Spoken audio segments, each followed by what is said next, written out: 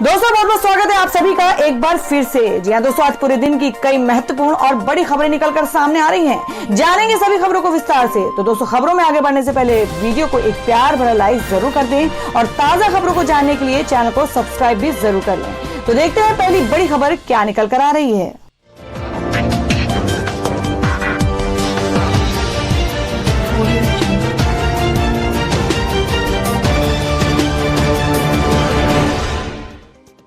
दोस्तों, आज की पहली बड़ी खबर बता दें, हाथरस पीड़िता के समर्थन में रैली से पहले हार्दिक पटेल, जिग्नेश मेवानी हिरासत में।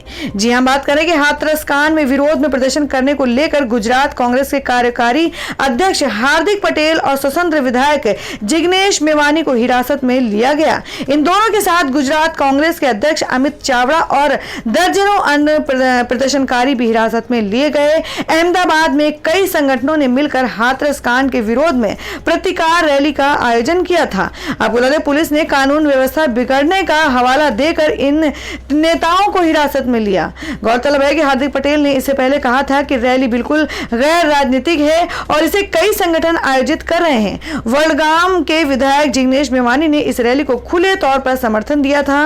मंगलवार रात को सोशल मीडिया पर लाइव होकर उन्होंने उत्तर प्रदेश सरकार के कदमों को असंवेदनशील बताया था। और वह आपको बता दें कि सीएम योगी आदित्यनाथ ने कहा, हाथरस की आड़ में रची जा रही बड़ी साजिश कामयाब नहीं होने देंगे। जी हां, आपको बता दें कि मुख्यमंत्री योगी आदित्यनाथ ने कहा कि हाथरस कांड के जरिए उत्तर प्रदेश में बड़ी साजिश रची जा रही है और हम किसी भी तरह की साजिश को सफल नहीं होने देंगे। सीएम योगी ने विपक्ष पर निशाना साधते हुए कहा कि हाथरस के मुद्दे पर राजनीति हो रही है। एक तरफ सरकार विकास के काम में लगी है और वहीं ये लोग षड्यंत्र रच रहे हैं। एक गरीब की लाश पर राजनीति करने वाले इन चेहरे को पहचानना होगा। देश के लिए और समाज के लिए कितनी विकृत सोच के साथ ये काम कर रहे हैं। उत्तर प्रदेश में विधानसभा उपचुनाव की तैयारियों के क्रम में बुधवार को मुख्यमंत्री योगी आदित्यनाथ और भारतीय जनता पार्टी के प्रदेश अध्यक्ष स्वतंत्र देव सिंह के उन्नाव जिले में बांगर मऊ क्षेत्र के कार्यकर्ताओं को वर्चुअल संवाद में विपक्ष के दुष्प्रचार को तर्कपूर्ण जवाब मजबूती से देने को कहा। सीएम योगी ने कहा कि आज भी कुछ लोग समाज को जाति, धर्म और क्षेत्र के आधार पर विभाजित करते रहे। वे आज भी इसी कार्य में लिप्त हैं। वे प्रदेश में विकास कार्य होते नहीं देख सकते, इसलिए नए नए षड्यंत्र रच रहे हैं। किसी की मौत पर राजनीति करने वालों को पहचानना चाहिए।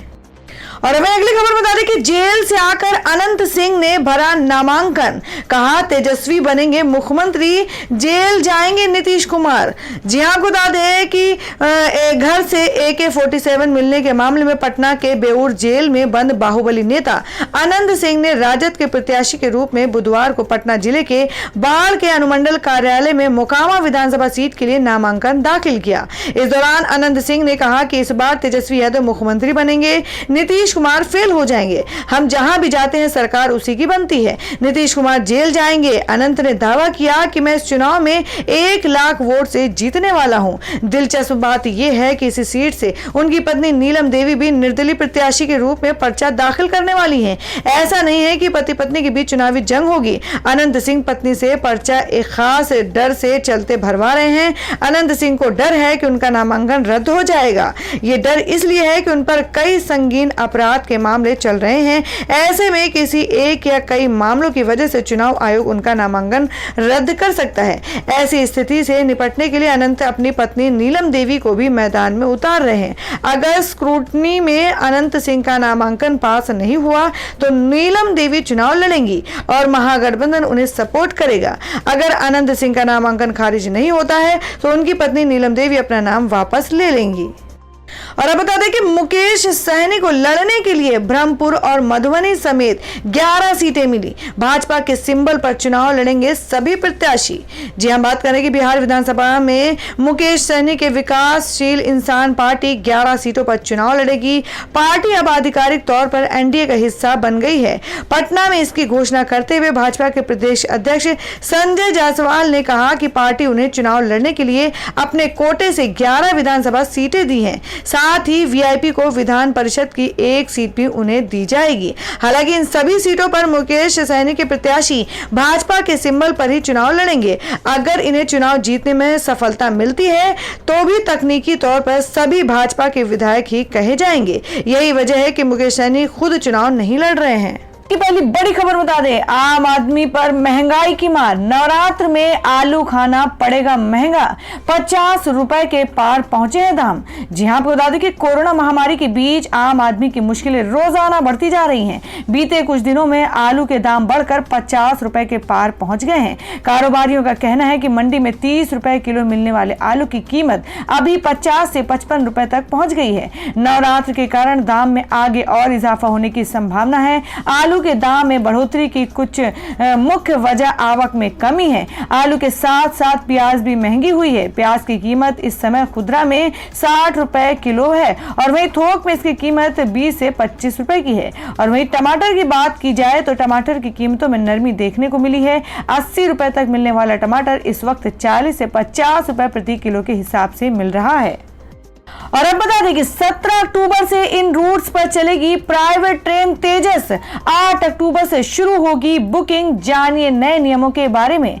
जी हां, आपको बता दें कि फेस्टिव सीजन यानी दशहरा और दिवाली 2020 से पहले देश की पहली प्राइवेट ट्रेन तेजस फिर से पटरी पर दौड़ने लगेगी। आपको बता दें कि Indian railway catering and tourism corporation की ओर से जानकारी दी गई है कि आपको बता दें कि तेजस एक्सप्रेस नाम से दिल्ली, लखनऊ, अहमदाबाद, मुंबई और वाराणसी, इंदौर के बीच प्राइवेट ट्रेनें शुरू की गई थीं, लेकिन कोरोना वायरस महामारी के बाद 22 मार्च से इन ट्रेनों का परिचालन बंद है। प्राइवेट ट्रेनों का परिचालन IRCTC करती है। आपको बता दें कि तेज एक्सप्रेस ट्रेन टिकट की बुकिंग 8 अक्टूबर से होगी और भारतीय रेलवे खानपान एवं पर्यटन निगम IRCTC इस ट्रेन की सीट की बुकिंग 8 अक्टूबर से चालू करेगा। यात्रियों को ट्रेन में पैक्ड खाना मिलेगा। मंगलवार को IRCTC और रेलवे बोर्ड की अधिकारियों के बीच हुई बैठक में इस पर निर्णय हो गया है। और अब आपको बता दें कि जो कि आम आदमी के लिए बड़ी खबर है, दशहरा और दिवाली से पहले महंगा होने लगा है सरसों का तेल। जानिए क्यों। जी आपको बता दें कि देश में पाम ऑयल पर लगी पाबंदियों के चलते जनवरी 2020 में ही सरसों के तेल के दामों में बढ़ोतरी होनी शुरू हो गई थी। इसके बाद लॉकडाउन में सरसों के तेल की कीमत बढ़नी शुरू हो गई और अब 1 अक्टूबर 2020 को सरसों के तेल में ब्लेंडिंग पर लगाए गए प्रतिबंध के बाद कीमतों में वृद्धि होना तय माना जा रहा है। अगर ऐसा हुआ तो आपकी रसोई का हर महीने का बजट बढ़ जाना भी तय है। आपको बता दें कि सरसों के तेल में ब्लेंडिंग बंद होने से एक तरफ उपभोक्ताओं को फायदा होगा तो कीमतें बढ़ने से लोगों को अपनी जेब ज्यादा ढीली करनी पड़ेगी। कारोबारियों की माने तो दीपावली और उसके बाद शादियों के सीजन के चलते अक्टूबर 2020 के आखिर और नवंबर के शुरुआत से सरसों के तेल की कीमतों में तेजी दिखाई देनी शुरू हो जाएगी। सरसों के तेल के खुदरा कारोबारी हाजी इलियास का कहना है कि जनवरी 2020 में पाम ऑयल पर लगी पाबंदियों के चलते सरसों के तेल के दाम 120 रुपए प्रति लीटर तक पहुंच गए थे। एक साल पहले इसी तेल के दाम 80 से 105 रुपए प्रति लीटर तक थे। और वहीं अगली खबर बता दें जो कि हरियाणा से है कि सिर्फ 72 घंटे में होगा फसल खरीद का भुगतान। डिप्टी सीएम ने जारी किए निर्देश। जी हम बात करें कि हरियाणा के डिप्टी सीएम दुष्यंत चौटाला ने फसल खरीद का भुगतान 72 घंटे में करने के निर्देश दिए हैं। चौटाला ने बताया कि किसानों की फसलों के दाम जल्दी से जल्दी उनके खाते में भिजवाने के लिए इस बार राज्य सरकार ने ये फैसला लिया है। ये राशि किसानों की मर्जी के मुताबिक ट्रांसफर की जाएगी। वो चाहे तो अपनी फसलों के दाम आड़ती के माध्यम से ले या फिर सीधा अपने बैंक अकाउंट में। सरकार ने इस बार खरीफ सीजन की फसलों का धान, बाजरा व मक्का की खरीद के लिए मंडियों की संख्या को बढ़ा भी दिया है। दुष्यंत चौटाला ने बताया कि राज्य सरकार ने इस बार धान, कपास, बाजरा व मूंग की फसल की सरकारी खरीद शुरू कर दी है। बाजरा, धान, मूंग व मक्का की खरीद MSP पर हो रही है। धान की खरीद के लिए पिछले वर्ष जहां 196 मंडियां बनाई गई थी, वहीं इस बार इनकी संख्या 198 कर दी गई है। बाजरा के लिए 128 और मक्के के लिए 19 मंडियां बनाई गई हैं। तो दोस्तों, खबरों में आगे बढ़ने से पहले जान लेते हैं आज के माइंड क्विज के सवाल को। आज का सवाल है, आपको बताना है कि केदारनाथ किस राज्य में स्थित है। इसका जवाब आपको वीडियो के नीचे कमेंट बॉक्स में देना है और सही जवाब देने वाले को रैंडमली सिलेक्ट किया जाएगा और वो जीत सकते हैं एक बम्पर पुरस्कार। तो बढ़ते हैं अगली खबर की ओर। और अब अगली खबर बता दें कि दिल्ली में वीकली मार्केट और सिनेमा हॉल खुलने का रास्ता साफ, सीएम केजरीवाल ने दी इजाजत। जी हां, आपको बता दें कि देश की राजधानी दिल्ली में साप्ताहिक बाजारों के खुलने का रास्ता साफ हो गया है। बुधवार को मुख्यमंत्री अरविंद केजरीवाल ने कहा कि अब दिल्ली के सभी वीकली मार्केट दोबारा खोले जाएंगे। अभी तक प्रति जोन प्रतिदिन केवल 2 साप्ताहिक बाजारों को ही खोलने की इजाजत थी। साथ ही सीएम केजरीवाल ने दिल्ली के सिनेमा हॉल को भी खोलने की बात कही है। उन्होंने कहा कि आगामी 15 अक्टूबर से दिल्ली के सभी सिनेमाघर खोल दिए जाएंगे। हालांकि उन्हें केंद्र सरकार द्वारा जारी गाइडलाइंस का सख्ती से पालन करना होगा। तो दोस्तों, आप लोगों को क्या लगता है कि केजरीवाल का ये डिसीजन जनता के हित में है? आप अपना सुझाव कमेंट बॉक्स में जरूर दें। बढ़ते अगली खबर की ओर। और वहीं अगली खबर में आपको बता दें कि विश्व बैंक की चेतावनी, कहा कोरोना वायरस की वजह से 15 करोड़ लोग हो जाएंगे बेहद गरीब, कोविड के मामले जल्द रोकने की जरूरत। जी हां, आपको बता दें कि कोरोना वायरस महामारी ने दुनिया भर में सामाजिक और आर्थिक रूप से बड़ा नुकसान पहुंचाया है। विकासशील देशों के साथ विकसित देश की भी अर्थव्यवस्था वायरस की वजह से चरमरा गई है और अब विश्व बैंक ने महामारी के कारण 150 मिलियन यानी 15 करोड़ लोगों के साथ 2021 तक अत्यंत गरीबी से जूझने की संभावना जताई है।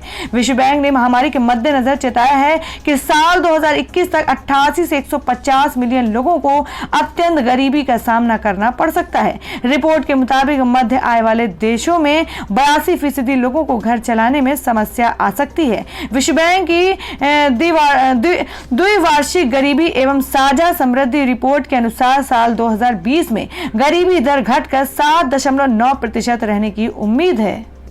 और वहीं बता दें कि मुंबई में डब्बा वालों और वाणिज्यिक दूतावास के कर्मियों को मिली लोकल ट्रेन में यात्रा करने की इजाजत।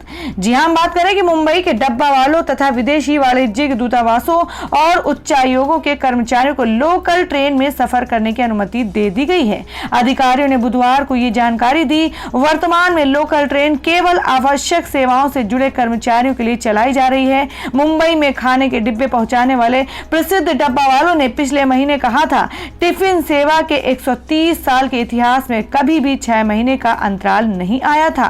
डब्बा वालों ने पूरी क्षमता के साथ अपनी सेवा बहाल करने के वास्ते लोकल ट्रेन उपयोग करने की सुविधा दिए जाने की मांग की थी। कोविड-19 के प्रतिबंधों के चलते केवल वही डब्बा वाले सेवाएं दे रहे हैं जो दक्षिण मुंबई में साइकिल से जा सकते हैं। मंगलवार से लोकल ट्रेन में यात्रा करने की अनुमति मिलने के बाद अब उन्होंने प्रसन्नता जाहिर की है।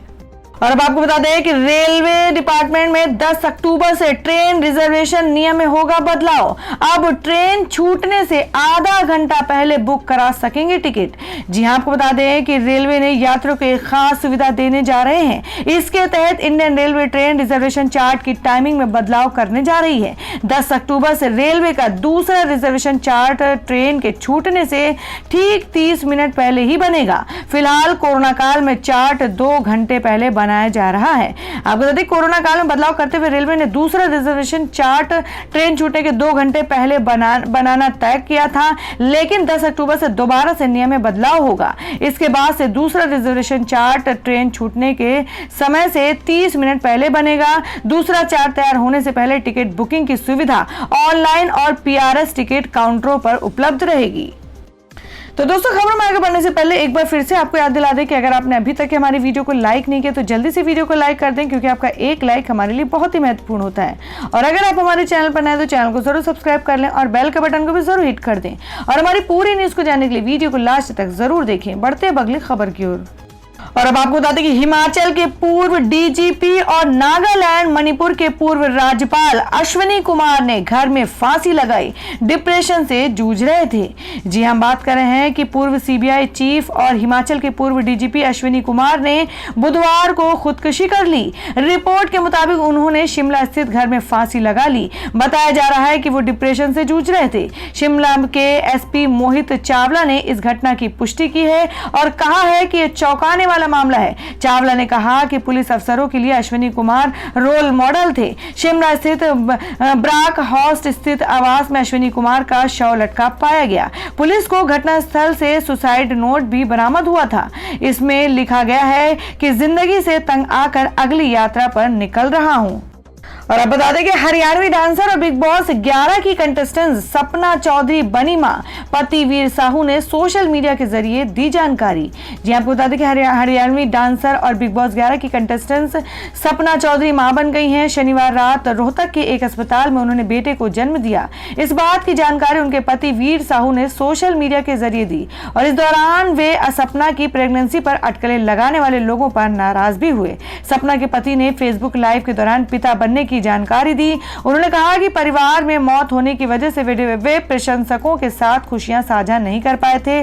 2-3 दिन में मीडिया को पूरी जानकारी दी जाएगी। इसके साथ ही गर्भवती होने की खबरों पर सपना को ट्रोल करने वालों पर भड़कते हुए उन्होंने कहा कि किसी के निजी जीवन में लोगों का हस्तक्षेप बिल्कुल भी ठीक नहीं है।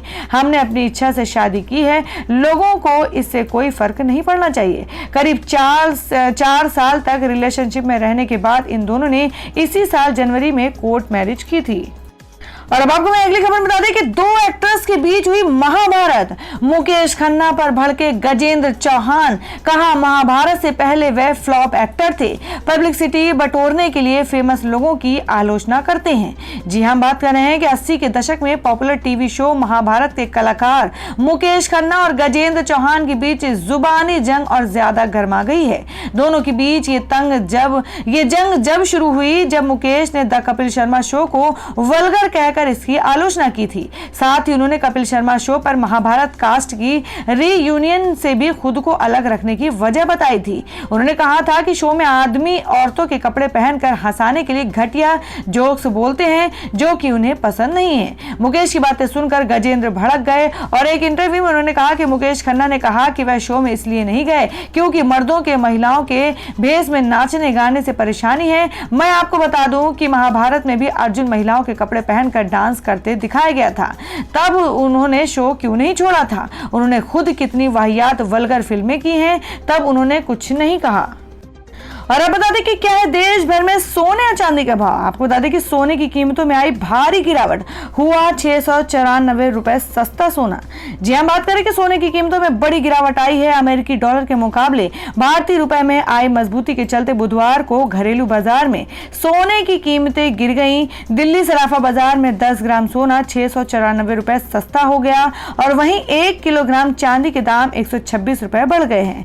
एक्सपर्ट्स का कहना है कि अंतर्राष्ट्रीय स्तर पर सोने की कीमतों में भारी दबाव है, लिहाजा आने वाले दिनों में 10 ग्राम सोने के दाम गिरकर 50,000 रुपए के नीचे आ सकते हैं। अमेरिकी राष्ट्रपति डोनाल्ड ट्रंप द्वारा डेमोक्रेट्स के साथ प्रोत्साहन पैकेज को लेकर वार्ता स्थगित करने के बाद भारत में सोने की कीमतों में दूसरे दिन गिरावट दर्ज की गई है।